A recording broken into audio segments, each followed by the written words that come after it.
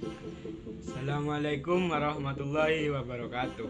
Kembali lagi dengan saya Putra Bagus Trihandoyo. Saya asalnya dari Man 1 Jember. Saya berasal dari kelas 11 IPS 3. Di sini saya akan menyampaikan materi sejarah peminatan yaitu mengenai nasionalisme Asia Afrika dengan guru pembimbing Ibu Happy Khairunisa SPD MPD. Yang pertama, kita akan membahas mengenai hubungan perkembangan nasionalisme dengan gerakan nasionalisme di Asia Afrika. Apa saja isinya? Yaitu ada 3 yang akan kita bahas, yaitu mengenai pengertian nasionalisme menurut beberapa para ahli, kemudian perkembangan awal nasionalisme, dan yang terakhir gerakan nasionalisme di berbagai kawasan. Yang pertama yaitu pengertian nasionalisme menurut beberapa para ahli.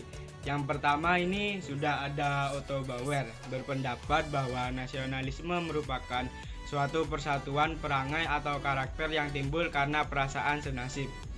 Yang kedua ada Benedict Anderson berpendapat bahwa nasionalisme adalah sebuah komunitas politik berbayang sebagai kesatuan terbatas dan kekuasaan tertinggi. Yang ketiga ada Miriam Budiarjo berpendapat bahwa nasionalisme adalah suatu perasaan subjektif pada sekelompok manusia bahwa mereka merupakan satu bangsa. Dan yang terakhir yaitu Joseph Ernest Renan. Beliau berpendapat bahwa nasionalisme adalah sekelompok individu yang ingin bersatu dengan individu-individu lain yang didasari oleh dorongan kemauan dan kebutuhan psikis. Kemudian yaitu perkembangan awal nasionalisme. Nasionalisme sendiri lahir ketika di Inggris terjadi The Glorious Revolution pada tahun 1689. Semangat The Glorious Revolution ini menyebar ke Amerika Serikat dan Eropa. Nasionalisme di Asia dan Afrika mulai berkembang setelah pembukaan terusan Suez di Mesir pada tahun 1869. Nah, keberadaan terusan Suez ini memperpendek jalur pelayaran antara Asia, Afrika, dan Eropa. Kondisi ini memudahkan bangsa-bangsa di Asia untuk berkunjung ke Eropa untuk belajar. Tokoh-tokoh penyebar nasionalisme di Asia antara lain George Rizal, Mahatma Gandhi, dan Muhammad Hatta. Selanjutnya yaitu gerakan nasionalisme di berbagai kawasan. Yang pertama yaitu nasionalisme di Tiongkok. Siapa sih yang tidak kenal dengan tokoh ini?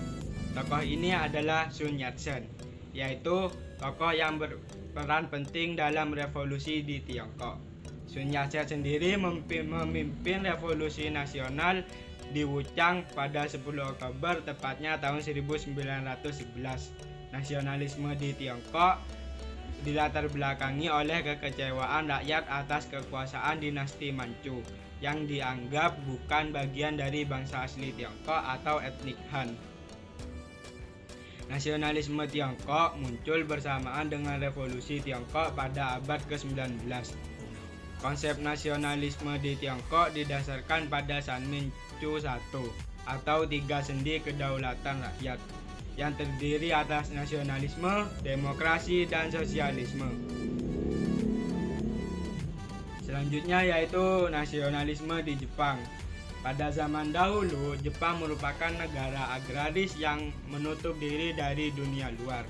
Sejak masa pemerintahan Shogun Tokugawa tepatnya, Jepang menerapkan politik isolasi selama 2,5 abad dengan tujuan politik yaitu menjamin keberlanjutan pemerintahan Shogun dan mencegah masuknya pengaruh budaya asing atau budaya barat.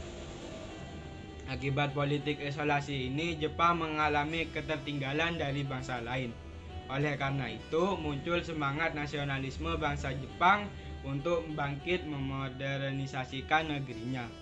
Setelah Kaisar Meiji memegang tampuk kekuasaan, ia mengadakan gerakan pembaruan yang dikenal dengan Restorasi Meiji. Restorasi Meiji ini terjadi di segala bidang, baik di bidang politik, ekonomi, pendidikan, dan bidang sosial. Selanjutnya yaitu nasionalisme di India. Penjajahan Inggris mendorong munculnya kesadaran nasionalisme di India. Kesadaran nasionalisme semakin berkembang setelah muncul kelompok terpelajar dari para mahasiswa di India yang belajar di Inggris. Faktor dari luar yaitu turut mempengaruhi nasionalisme India adalah kemenangan Jepang dalam perang melawan Rusia pada tahun 1905. Nasionalisme India juga dipengaruhi oleh beberapa faktor dari dalam negeri loh, yaitu yang pertama, pemikiran Mahatma Gandhi. Untuk mencapai tujuan tersebut, Mahatma Gandhi merumuskan beberapa langkah yang harus dilakukan, antara lain ahimsa, satyagraha, hartal, dan swadesi.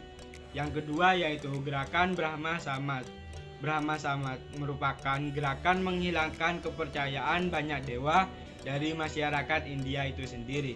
Gerakan ini juga menghendaki penghapusan kasta, kemudian diganti dengan pri kemanusiaan. Yang ketiga yaitu gerakan All India National Congress. All India National Congress ini merupakan gerakan rakyat India yang bertujuan mencapai kemerdekaan dari penjajahan Inggris. Gerakan ini dicetus pada tahun 1888 oleh Alan O'Ham. Selanjutnya yaitu nasionalisme di Mesir.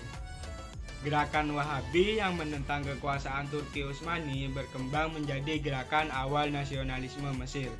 Nasionalisme Mesir semakin berkembang ketika Napoleon Bonaparte membawa nilai-nilai liberalisme dan nasionalisme pada tahun 1798 tepatnya.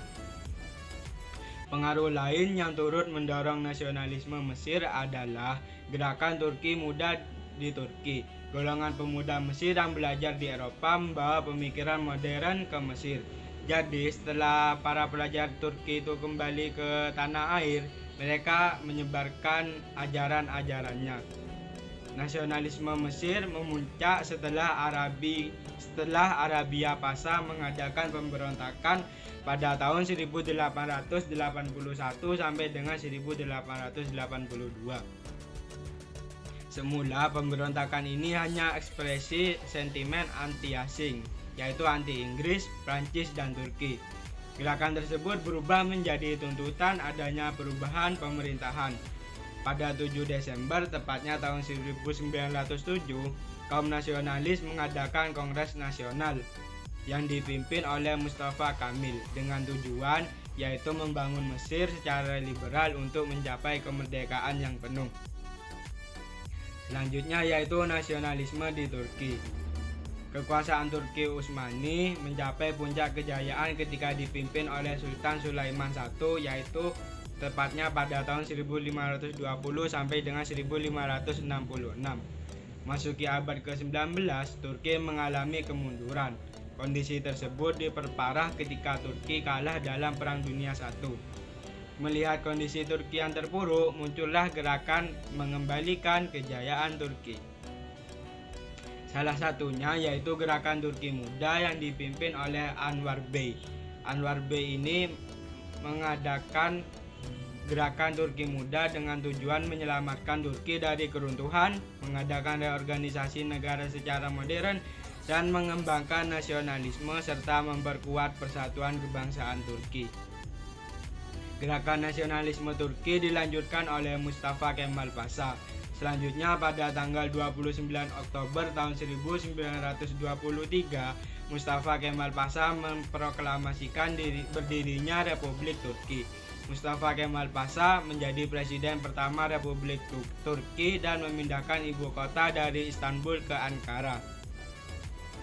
Selanjutnya yaitu nasionalisme di Indonesia, yaitu negara kita yang tercinta. Nasionalisme Indonesia terbentuk atas kesadaran identitas kebangsaan. Bangsa Indonesia merupakan hasil konstruksi atas pengalaman, penderitaan, dan diskriminasi oleh pemerintahan kolonial Belanda. Kondisi tersebut mewarnai nasionalisme di awal Indonesia, yaitu sebuah penegasan identitas diri melawan kolonialisme Belanda. Munculnya golongan intelektual di Indonesia turut mempercepat proses berkembangnya rasa kebangsaan. Nasionalisme yang dipupuk semakin berkembang ketika ditemukan satu identitas bersama dalam kata Indonesia. Indonesia menjadi pengikat perjuangan berbagai suku bangsa di Indonesia. Indonesia menjadi identitas baru dalam perjuangan kemerdekaan. Para mahasiswa di Indonesia yang ada di Belanda saat itu mendirikan Perhimpunan Indonesia. Mereka mengeluarkan manifesto politik yang menjadi arah perkembangan nasionalisme di Indonesia. Dari pembahasan ini kita dapat mengetahui bahwa nasionalisme mampu memengaruhi gerakan kemerdekaan bangsa-bangsa Asia dan Afrika. Nasionalisme bangsa Asia Afrika merupakan bentuk upaya melepaskan diri dari kolonialisme Barat. Ide semangat nasionalisme yang bermula di Inggris kemudian berkembang ke berbagai dunia termasuk di Indonesia. Mungkin cukup sekian dulu dari saya. Apabila ada kesalahan mohon dimaafkan. Billahi taufiq wal hidayah, wal inayah. Wassalamualaikum warahmatullahi wabarakatuh.